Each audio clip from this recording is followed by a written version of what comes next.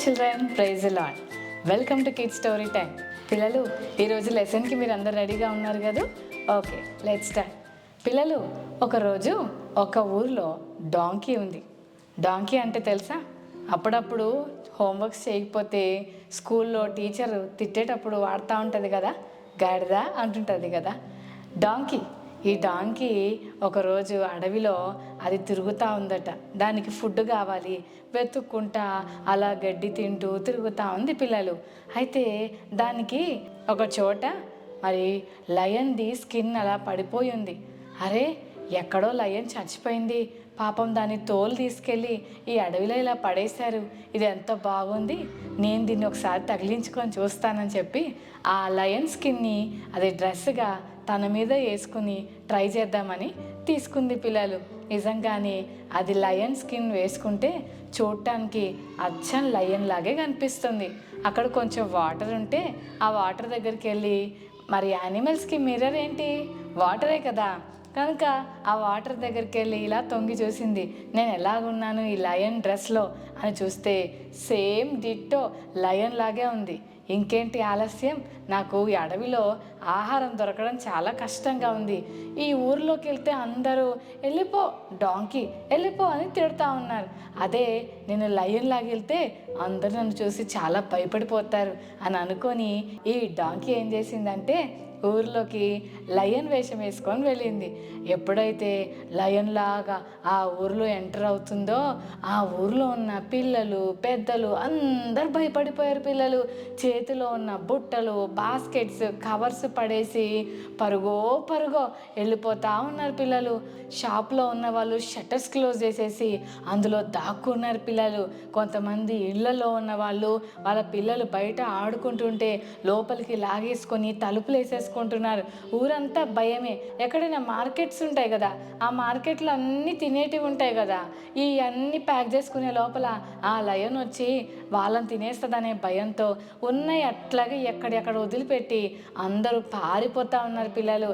అప్పుడు ఈ డాంకీకి భలే ఐడియా వచ్చింది కదా, నాకు ఎంత మంచి ఐడియా వచ్చింది, ఈ ఐడియా భలే వర్కౌట్ అవుతుంది, ఏం కావాలంటే అది, ఎక్కడంటే అక్కడ ఎంత ఫుల్ సప్లై నాకు దొరుకుతుంది, కావాల్సినంత ఫుడ్ దొరుకుతుంది, ఈ ట్రిక్ ఏదో భలే ఉందని చెప్పి మంచిగా కావాల్సిన ఐటమ్స్ తినేస్తూ ఉంది.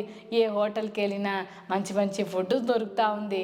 ఏ ఇంట్లో కూడా దానికి ఏమి నచ్చితే అది తినేసి మెల్లగా ఇక అడవిలోకి వెళ్ళిపోతుంది. డాంకీ ఎప్పుడైతే అంటే లయన్ ఎప్పుడైతే తిరిగి వెళ్ళిపోతుందో ఏ ఊర్లో ఉన్న వాళ్ళందరూ పారిపోయిన వాళ్ళందరూ కూడా తిరిగి వాళ్ళ ప్లేసెస్లోకి వచ్చి అమ్మయ్య అని ఊపిరి పీల్చుకునేవాళ్ళు. డాంకీ ఈ ప్లాన్ చాలా సక్సెస్ఫుల్గా వర్కౌట్ అయిందని ప్రతిరోజు ఇదే పని చేయడం మొదలుపెట్టింది. అడవిలో ఏం తినట్లేదు కానీ లేస్తే ఆ సిటీలోకి వెళ్ళిపోయి అందరి ఇళ్ళకి వెళ్ళిపోయి లయన్ లాగా అందరినీ బెదిరించి బలవంతంగా అన్ని తినేయడం మొదలుపెట్టింది పిల్లలు. పాపం ఈ ఊరిలో ఉన్న వాళ్ళందరూ చాలా బాధపడుతూ, ఏంటి ఎన్ని రోజులు మనం ఈ భయంతో బతకాలి, మనం ఎట్లయినా సరే ఆ లయన్ని చంపేద్దాం రండి అని అనుకొని ఊరందరూ కలిసి ఒకరోజు మెల్లగా అన్నీ తినేసి తిరిగి తన ఇంటికి వెళ్ళిపోతున్న డాంకీని వెనుక నుంచి ఊరోళ్ళందరూ ఫాలో అవ్వడం మొదలుపెట్టారు.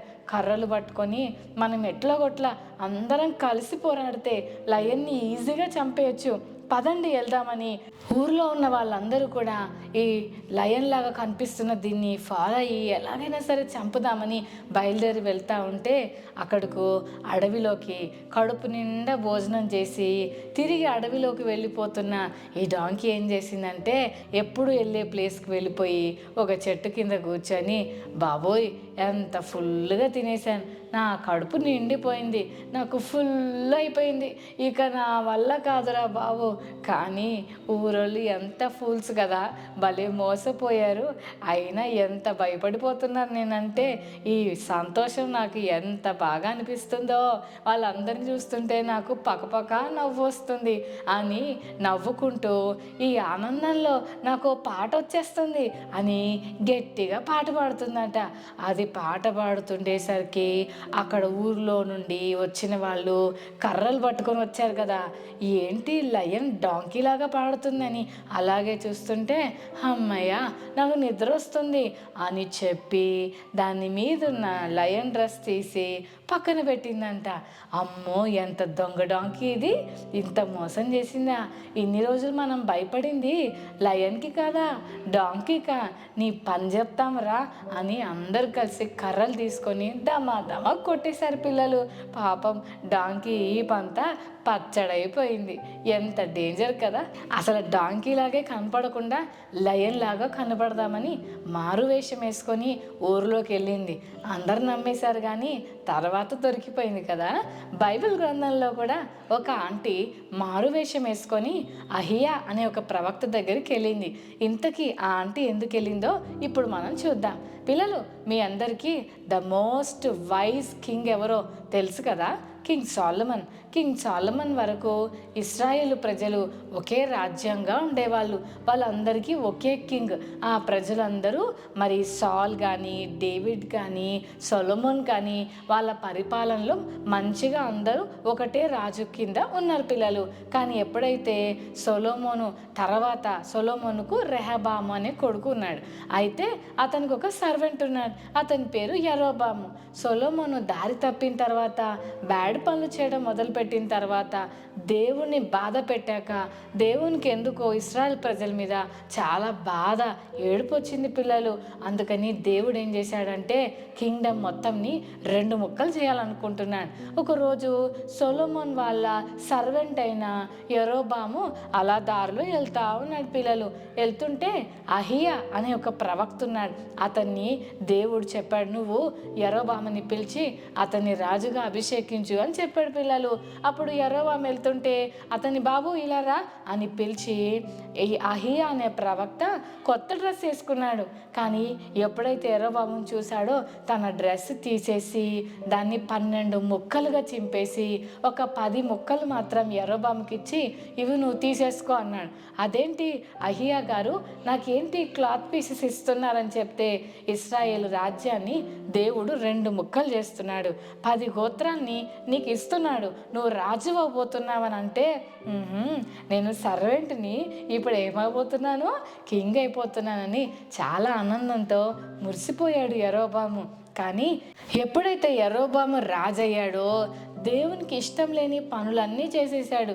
దేవుడేమో యరొబాముని నమ్మి ఆయనని ఇశ్రాయేల్ ప్రజలకు రాజుగా చేస్తే బాగా గర్వించి అతనికి ఎట్లా చేయాలనిపిస్తే అట్లా చేసేసాడు.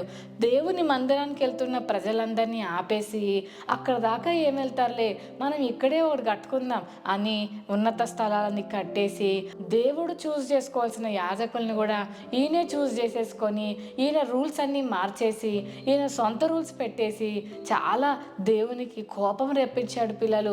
దేవునికి బాధ వేస్తుంది కదా, మనల్ని ఎవరన్నా కోపం వచ్చేలాగా చేస్తే మనకు కోపం వస్తుంది కదా, ఏడిపిస్తే మనకు బాధ వేస్తుంది కదా.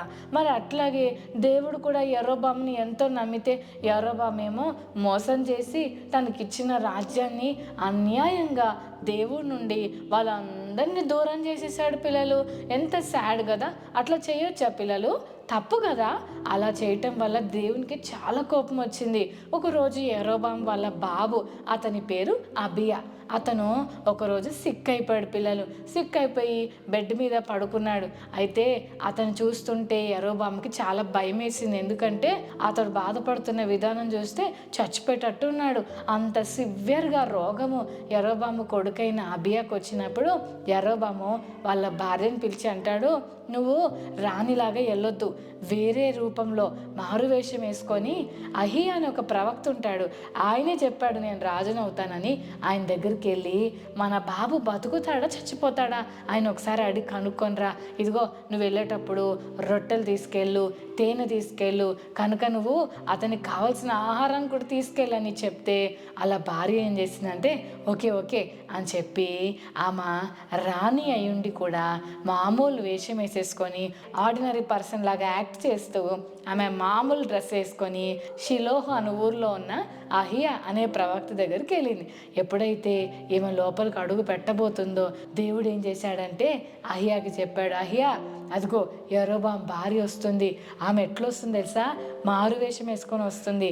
నువ్వు ఆమె రాగానే గుర్తుపట్టు, ఆమె సంగతి ఏంటో నేను చెప్తాను నీకు, నువ్వు అలా చెప్పే అని చెప్పాడు. పిల్లలు, ఎప్పుడైతే ఈ యరొబాము భార్య మారు వేషం వేసుకొని లోపలికి వస్తుందో, గుమ్మంలో అడుగు పెట్టిందో లేదో వెంటనే అహియా, అసలే పెద్ద వయసు, కళ్ళు సరిగా కనపడతలేదు, గుడ్డిగా ఉంటాడు కదా, ఈజీగా నన్ను నమ్మేస్తాడులే, నేను మామూలు వ్యక్తిగా వెళ్తున్నాను కదా, నన్ను గుర్తుపట్టడులే అని అనుకుంటుంది యరొబాము భార్య. కానీ దేవుడు ముందే చెప్పేశాడు వస్తుంది జాగ్రత్త అని.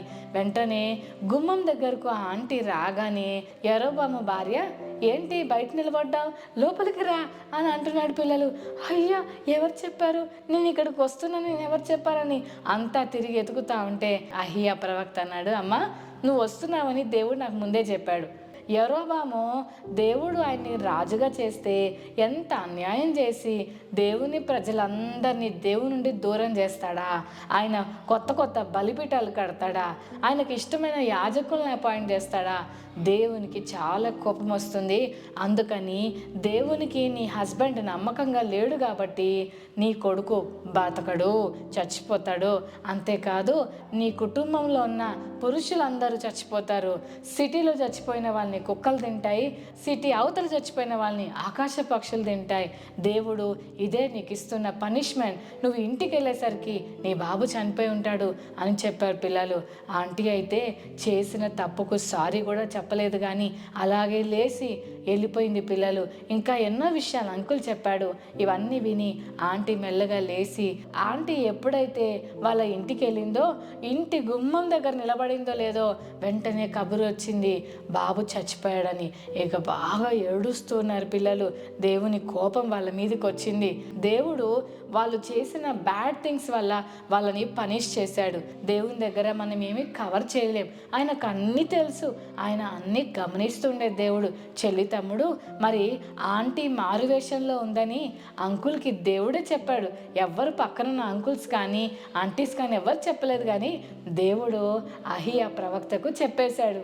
అంటే దాచుకొని మనం ఎంత నటించినా ఏదో ఒక రోజు అసలు విషయం బయటపడిపోతుంది. డాంకీ లయన్ లాగా ఉండి కొంతకాలం మహారాజాలాగా బ్రతికింది, కానీ తర్వాత దాని ఒరిజినల్ నేచర్ బయటపడి ఎన్నో ఇబ్బందులు పడింది. చెల్లి తమ్ముడు, ఈరోజు లెసన్ ద్వారా మనం ఏం నేర్చుకుంటున్నామంటే, మనము ఏమై ఉన్నామో అలాగే ఉండాలి, కానీ మనకు లేని దాన్ని, మనం కాని దాన్ని మనం ఇతరులకు చూపించడానికి ప్రయత్నం చేయొద్దు. కొన్నిసార్లు యాక్షన్ చేస్తుంటారు చాలామంది. స్కూల్కి వెళ్ళేటప్పుడు, అబ్బా జ్వరం వచ్చింది మమ్మీ, అబ్బా కడుపులో నొప్పి వచ్చింది మమ్మీ, 8:30 వరకు భయంకరంగా మంచంలో పొరులుతూ ఉంటారు. 9 అయ్యేసరికి భలే ఆరోగ్యం వచ్చేస్తుంది, యాక్టివ్గా తిరుగుతూ ఉంటారు. చాలామంది అలా యాక్టింగ్ చేసి స్కూల్ డుమ్మా కొడుతున్నారు, ఎగ్జామ్ డుమ్మా కొడుతున్నారు. అలా చేయకూడదు పిల్లలు. సండే స్కూల్ కూడా డుమ్మా కొడుతున్నారు కొంతమంది. తప్పు పిల్లలు. మనం దేవుని పిల్లలం కనుక మనము యథార్థంగా ఉండాలి. దేవుని వాక్యంలో ఏమనుందంటే, యథార్థవంతులకు దేవుడు ఏ మేలు చేయక మానడని. మరి ఇంకెందుకు ఆలస్యం? చెల్లి తమ్ముడు, ఈరోజు నుంచి మనం యథార్థంగా ఉండడానికి ప్రయత్నం చేద్దాం. ఓకేనా చిల్డ్రన్? రైట్, కళ్ళు మూసుకోండి, చిన్న ప్రార్థన చేసుకుందాం. ప్రేమగల తండ్రి, మీకు వందనాలు. ఇంతవరకు మీరు మాతో మాట్లాడిన మాటలను బట్టి స్తోత్రాలు ప్రభా. డాంకీ ద్వారా మాతో మాట్లాడినందుకు వందనాలు. లయన్లాగా అవుదాం అనుకొని ప్రభా మరి నటించింది, కానీ తర్వాత దానికి నష్టమే జరిగింది. యరొబాము భార్య కూడా మారువేషంతో వెళ్ళింది, కానీ ఆమె ఎవరో, ఆమె విషయము నీవు ముందుగానే ప్రవక్తకు చెప్పావు. ప్రభా, నీ దగ్గర మేము నటించలేమని, అంతేకాదు నటించేవారిగా మేము ఉండకూడదని ఈరోజు ఈ లెసన్ ద్వారా మీరు మాతో మాట్లాడినందుకు వందనాలు. ఇక నుండి నీ ఎదుట యథార్థంగా జీవించేవారిగా ఉండే కృప మా అందరికీ దయచేయమని యేసు నామమున వేడుకొని ప్రార్థిస్తున్నాం తండ్రి. ఆమేన్.